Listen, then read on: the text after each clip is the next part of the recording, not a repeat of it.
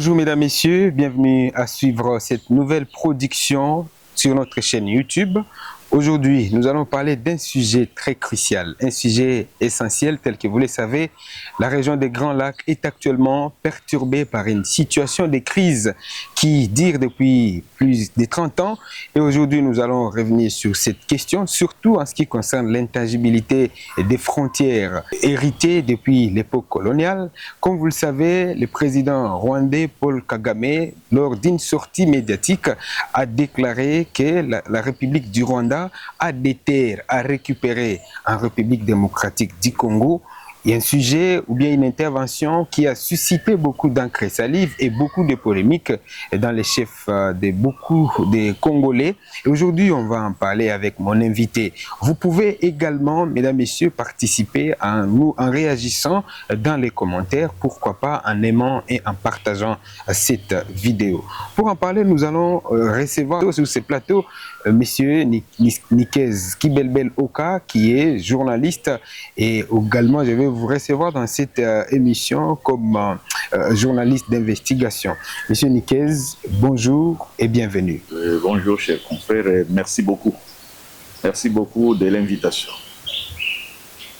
Alors mesdames, messieurs, comme je l'ai dit, aujourd'hui nous abordons une question très sensible, très essentielle, lié notamment à l'intangibilité des frontières. On l'a dit, la République démocratique du Congo a hérité ses frontières depuis l'époque coloniale et aujourd'hui le président rwandais Paul Kagame intervient disant qu'il a des terres à récupérer en RDC. On va en parler avec Nikez comme je l'ai dit.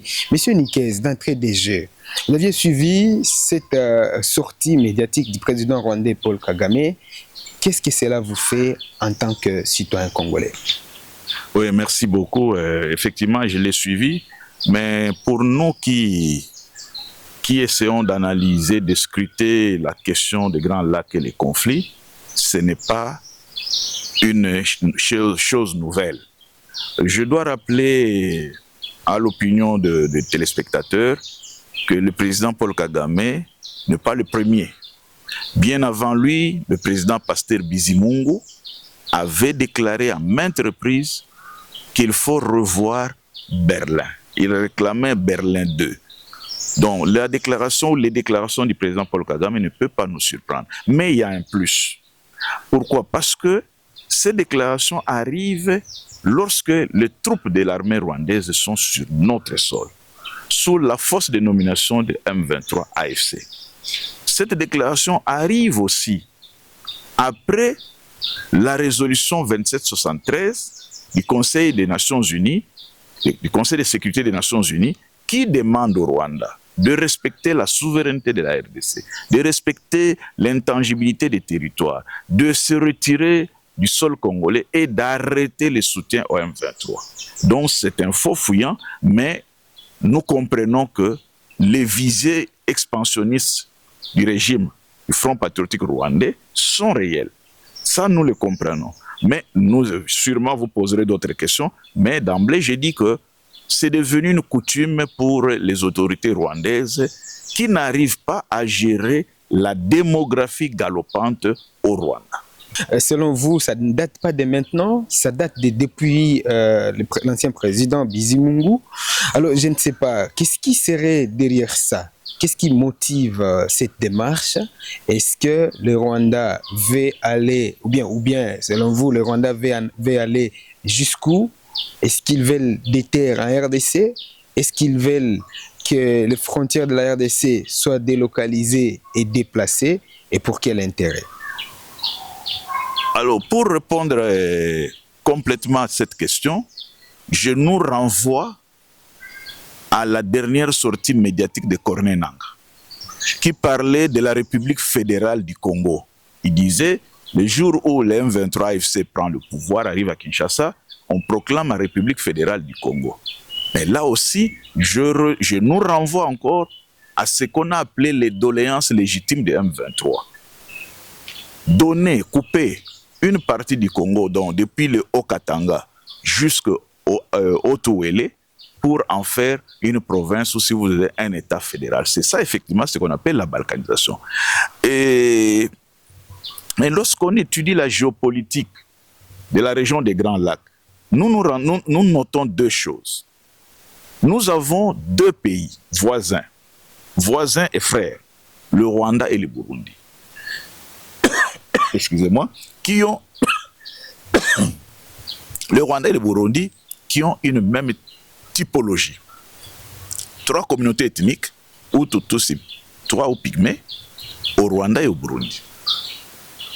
Les grandes puissances ont fait que, lorsque au Rwanda le pouvoir était Hutu, avec le président Habyarimana, au Burundi le pouvoir était Tutsi. Aujourd'hui au Burundi le pouvoir est Hutu. Au Rwanda le pouvoir est Tutsi.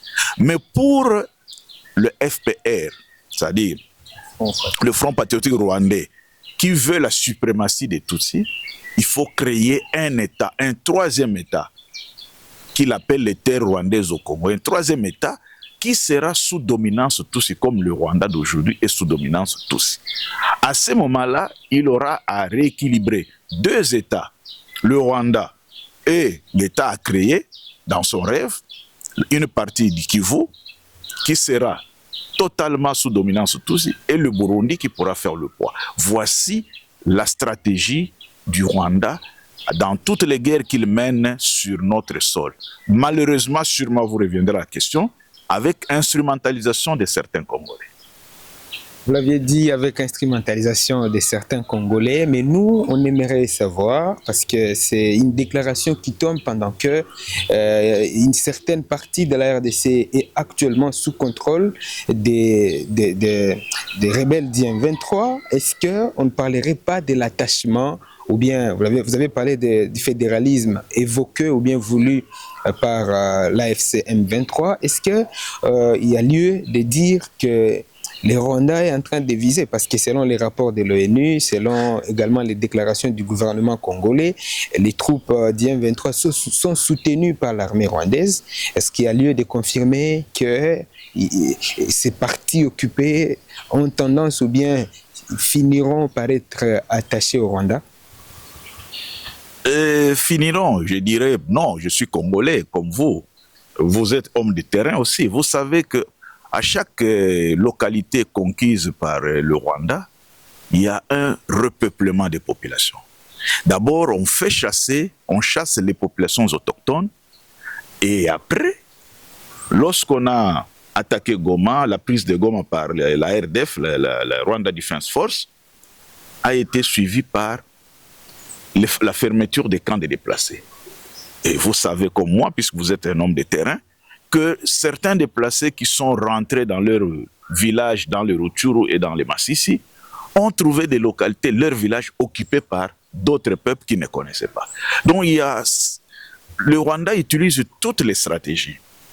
On dépeuple une localité et on le repeuple par des Rwandais, parce qu'il y a un problème de démographie non maîtrisé au Rwanda.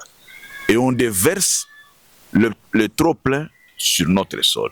Alors, est-ce que le Rwanda arrivera à attacher cette partie-là au Rwanda? Moi, j'ai dit non. Parce qu'il y a une résilience au niveau de la population congolaise la population qui est au Kivu là-bas, qui est dans l'espace occupé. Il y a une résilience. Tout le monde n'a pas fui.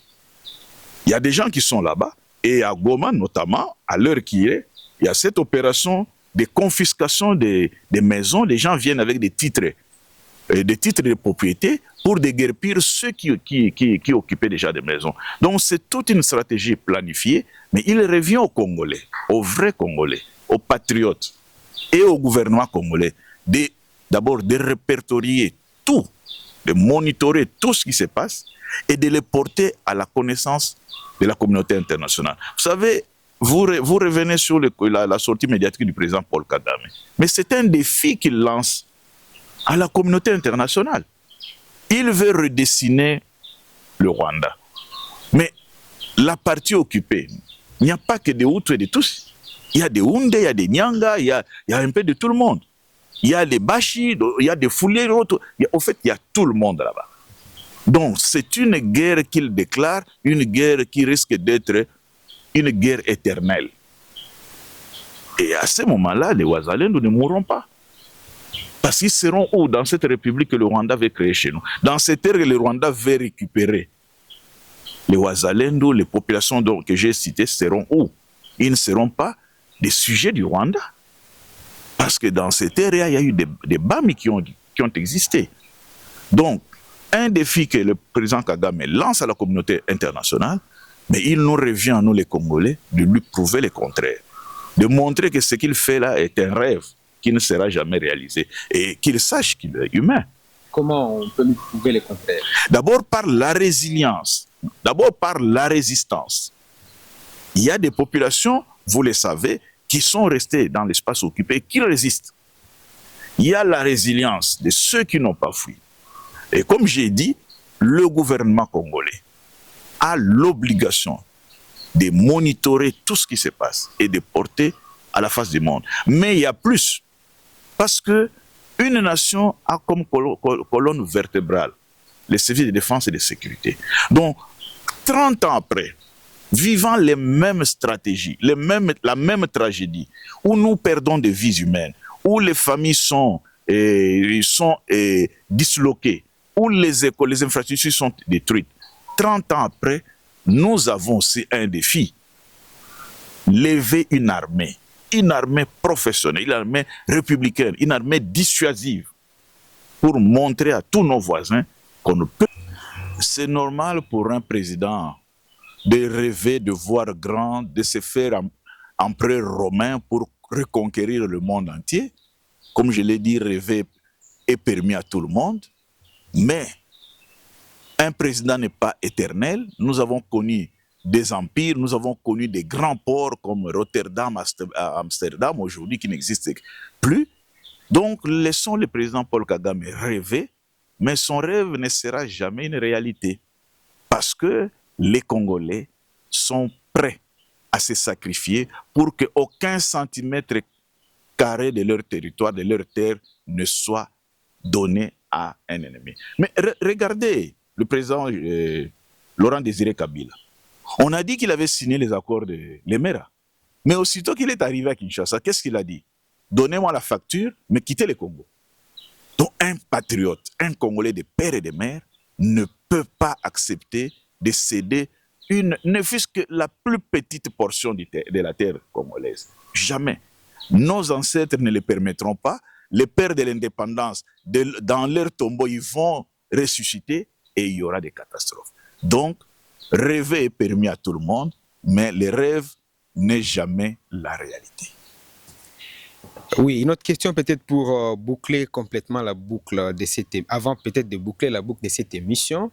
On aimerait savoir, cher doyen, est-ce que c'est bon ou c'est pas bon pour un président de remettre en cause les frontières telles qu'établies par les puissances coloniales? Est-ce que c'est bon ou c'est pas bon pour un chef d'État, de surcroît un chef d'État africain, de remettre en cause les frontières telles que fixées par les colonisateurs?